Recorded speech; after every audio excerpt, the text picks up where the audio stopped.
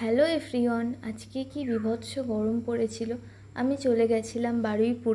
ফ্রেন্ডদের সাথে দেখা হয়ে গেল। স্বস্তিকা আজকে আমাদের বার্থডে ট্রিট দেবে। তো আমরা এখানে হাহাহি করছিলাম, বলছিলাম ভ্লগার ভ্লগার। তারপর ওখানে চলে গেলাম, পাশে মন্দির ছিল, মন্দিরে গিয়ে একটু প্রণাম করে নিলাম। মন্দিরটা বন্ধ ছিল, পাশে মোড় ছিল, একটু এসির হাওয়া খেয়ে আসলাম এই গরমে। স্বস্তিকারও কিছু কেনাকাটি ছিল। তারপর বাইরে বেরিয়ে দেখি সবাই তো প্রায় একে একে চলেই এসছে। এই যে আমরা এখানে এসেছি বুকেমন।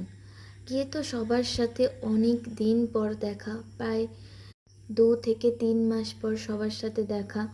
তো আমরা ভীষণ ইয়ার্কি করছিলাম, হা হি করছিলাম, খুব মজা করছিলাম।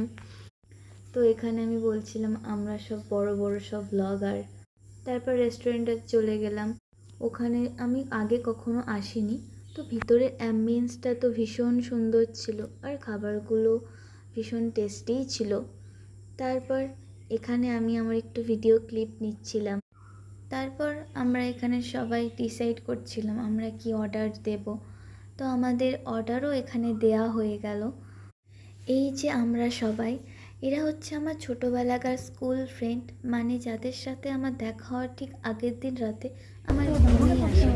আর এই যে যার কথা না বললেই নয়, সায়ন, মানে ও না থাকলে তো মনে হয় কিছু একটা মিসিং মিসিং। এই দায়িত্বগুলো তো ওরই থাকে। খুব সুন্দর করে ক্যান্ডেল দিয়েও কেকটা একটু ডেকোরেশন করে নিল। তারপর আমাদের অর্ডারগুলোও চলে আসলো। এখানে কেক কাটিং পর্ব শুরু হলো। এখানে আমি বলছিলাম যে happy birthday to you, happy birthday dear Swastika. By the way, ওর আর আমার নাম সেমই। কেক কাটার পর্ব তো শেষ, এবার কেক খাওয়ার পর্ব। সবাই ওকে কেক খাইয়ে দিলাম আমরা। তারপরে এই যে আমাদের লাঞ্চ চলেই আসলো। এই যে আমাদের স্পেশাল ডিশ। তারপর আমরা ওকে গিফটগুলো দিয়ে দিলাম।